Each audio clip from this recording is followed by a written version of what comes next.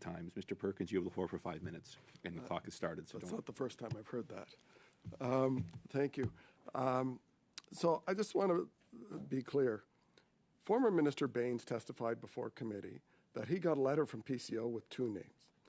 Former CEO Leah Lawrence testified before committee that she was told from the minister to vet the 2 names that PCO had given. Both had conflicts. One chose not to put their name forward when asked. The other one said, sure, no problem. And the other one was Annette Vacherian. So I'm a little unclear, since we've had lots of testimony, what the reluctance is to say 2 names are given, since we've had lots of testimony from the former minister, the chief of staff of the former minister, and the former president, that that's what was given to them. Mr. Chair, that's fair. Like I said, we will check on that, Mr. Chair, as you've offered to do, and we will come back and we will clarify on the names. I would say it's pretty standard process when we put the names forward that the minister may decide to meet with individuals, and it is unfortunate sometimes people do decide to back out if they feel that they are not going to be able to meet the ethical wall obligations. I appreciate that. I just want to help understand, besides what MP Brock said, I think it's really important to understand when Ms. Vacherian was appointed with her managed conflicts as a testimony, Leah Lawrence, the president, said there was a board member pre-2019.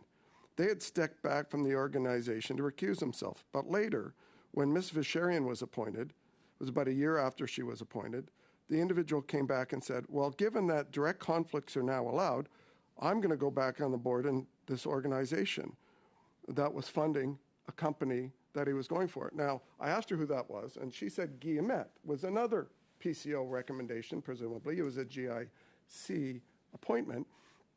And Guillemette loved the conflict allowance so much that while he was on the board, $16.2 million of taxpayer money went to companies he had a conflict of interest in and an investment in. He even admitted that he voted for one of them in committee. He voted for $4 million to a company he owned.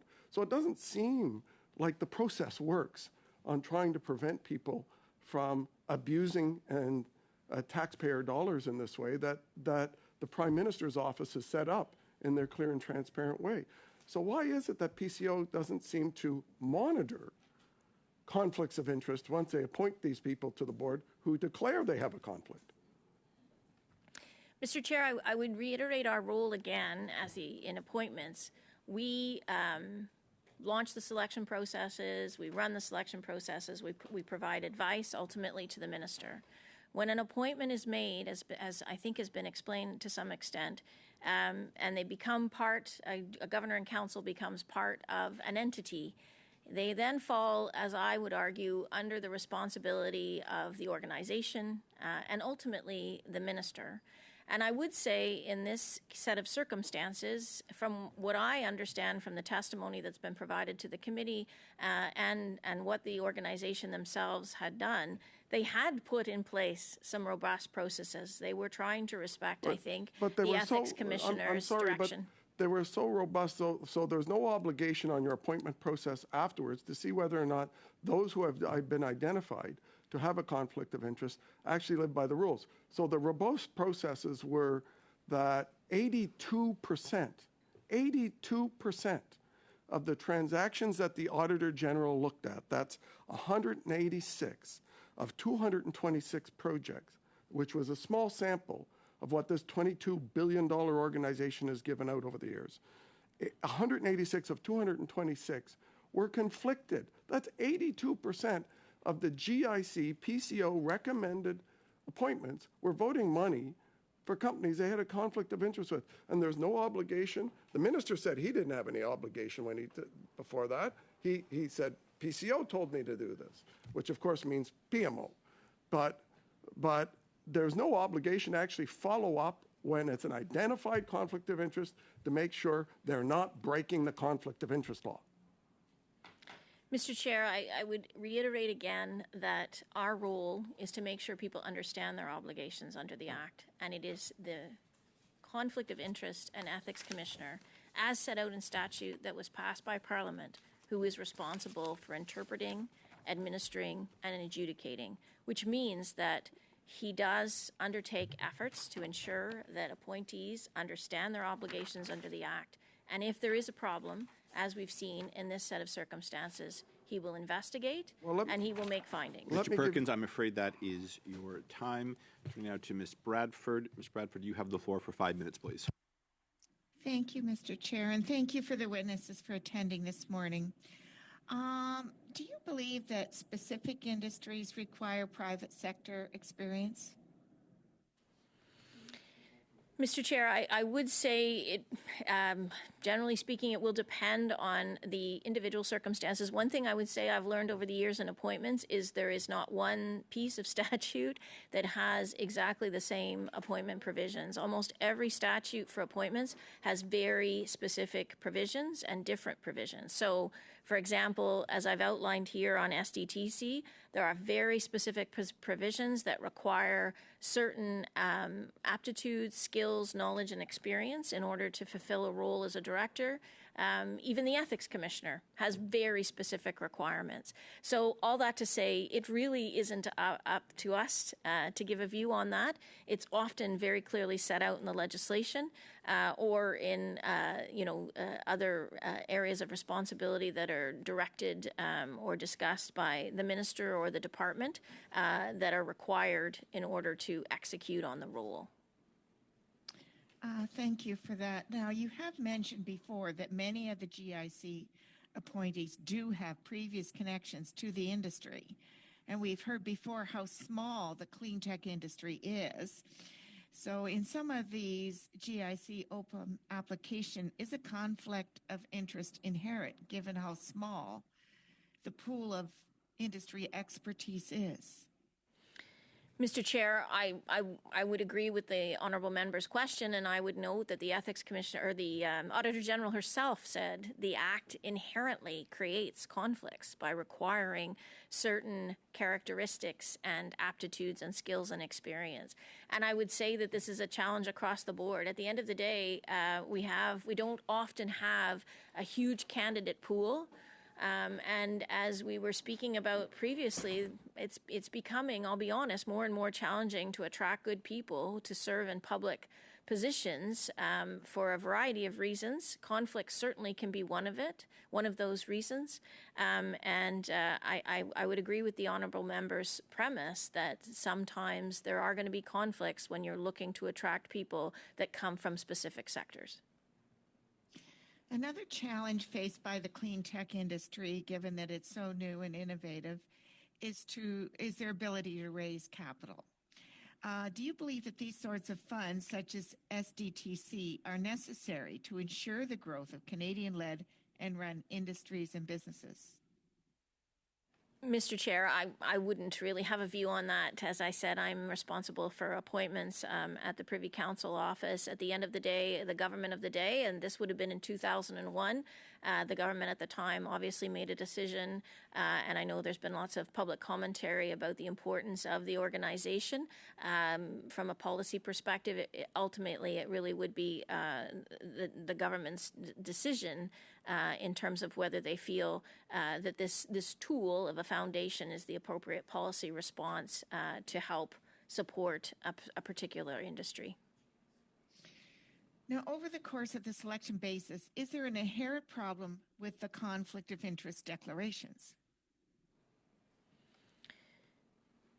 Mr. Chair, I'm not 100% sure I understand the question.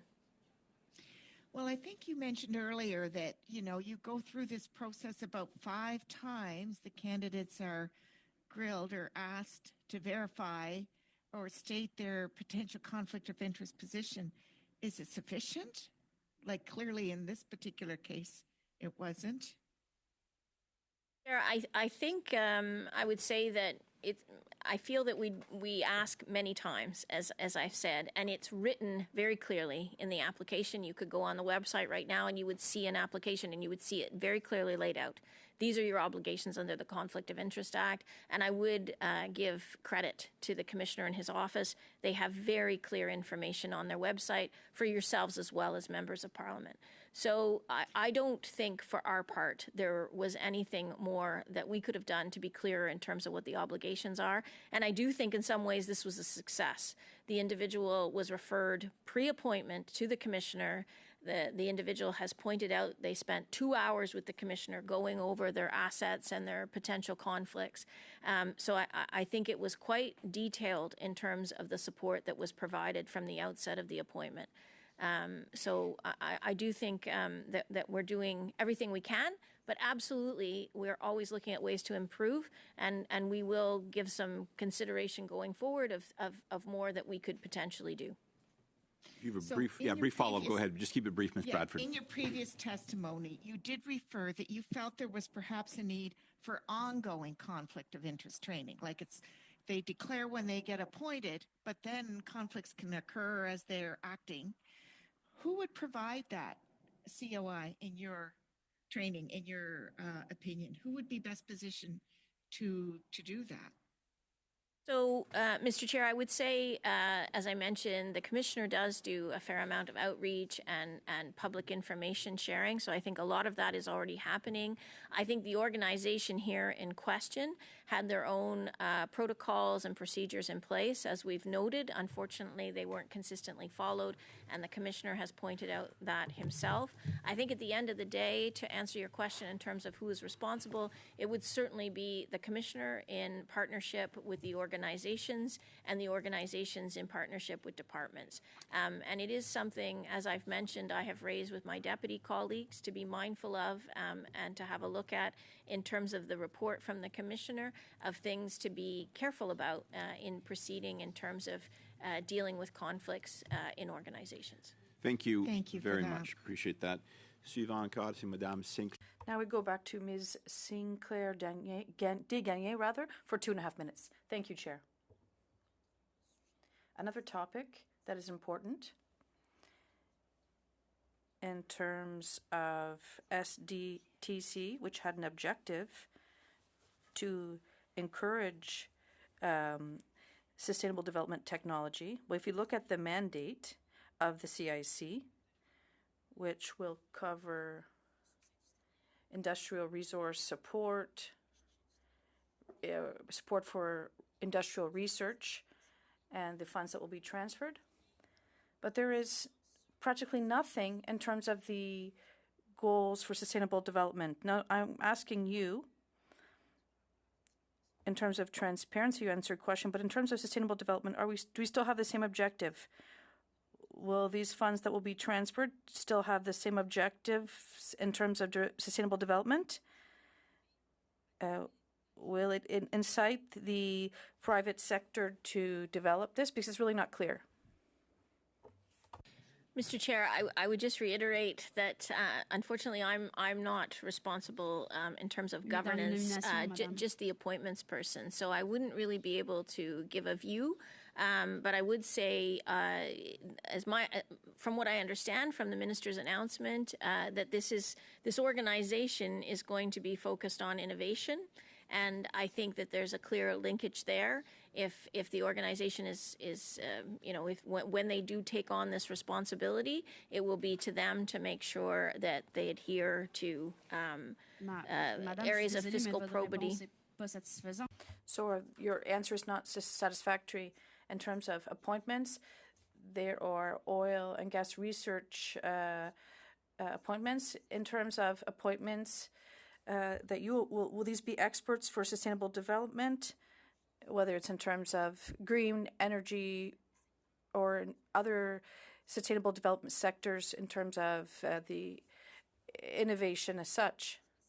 It's not really specific enough in terms of sustainable development.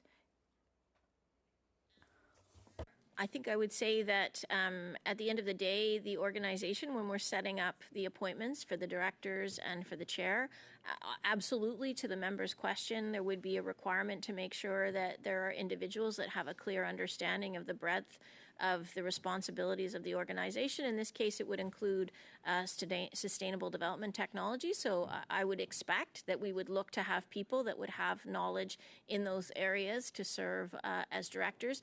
We're a bit of a way out, I would say, as the organization is going to be, as I understand, stood up and transferred by 26, 27. So this is something we'll definitely keep in mind going forward. Et voilà, merci beaucoup. Vous avez encore Thank you very much. You'll have another opportunity later, Ms. Sinclair Desgagnés. also for 2.5 minutes, please. Thank you very much, Mr. Chair. I do want to just return to the topic of Ms. Versteuren's appointment to SDTC. While it is a very strenuous process, I would agree, for the proper review of appointments to positions like this in your capacity. I do believe there are still gaps, and I think the Ethics Commissioner points to some of those gaps. I think your testimony in other committees related to ongoing checks also is more in line with what I'm hoping to get from a response. The Ethics Commissioner noted that incorrect legal advice, as you mentioned, caused Ms. Versteuren to deviate from the standard practice and thus led her to contravene the Act. What information at the time of your review of these persons, how much information are they aware of in terms of the Act and its requirements? Was she aware that she was contravening the Act? So, Mr. Chair, I would respond that the notice of opportunity very clearly states, as I said, the obligations under the ethics, the Conflict of Interest Act. We have a link to the Act and to the circulars that the Commissioner provides. We also make very clear in our notices of opportunity the requisite skill set, and when there are obligations under statute for criteria, we make that available as well. So I would say from the outset, when someone would have applied to be a chair or a member on this board, they would have had that information very squarely in front of them when they put their candidacy forward. So Ms. Versteuren made a choice, is what you're saying. She made a choice. She had knowledge of the requirements of the Act. You, in your capacity, ensured that a potential appointment, including Ms. Versteuren, had full awareness and knowledge of the requirements of the Act. You just stated that now. She went on, of course, to either ignorantly ignore those requirements or act in a type of self-interest that resulted in the conflict. Would that be a fair assessment?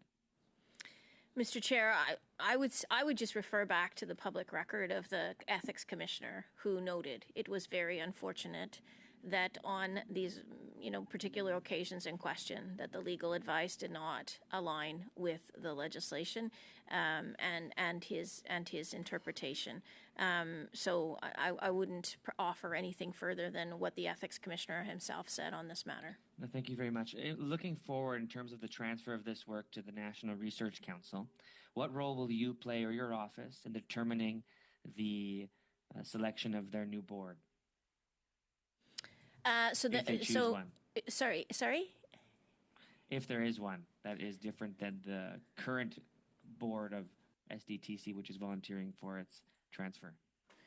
So, Mr. Chair, there would be two separate and distinct elements, I think, in terms of the governance structure surrounding the new approach, if you will. So in the first instance, as you heard on Tuesday from my colleague, Mitch Davies from the NRC, they will be administering the funding, and the NRC does have a board that has a chair and members, and so we would be responsible for supporting any appointments to that board. I think it's got a pretty full board right now with no foreseeable vacancies coming. There are 2 vacancies on that board right now, so it's possible that we may be making appointments to the NRC board. And I would also note, as I've explained previously to other members, that the Canada Innovation Corporation is to have a chair and directors, and I would expect when that organization is struck that we would be responsible, as we are in most instances, for running a selection process for the chair position and the director positions. Thank and you. It would have all the standard elements that I've been describing here today. Thank you very much. That is the time. You'll have one other additional opportunity, Mr. Desjardins, for further questions.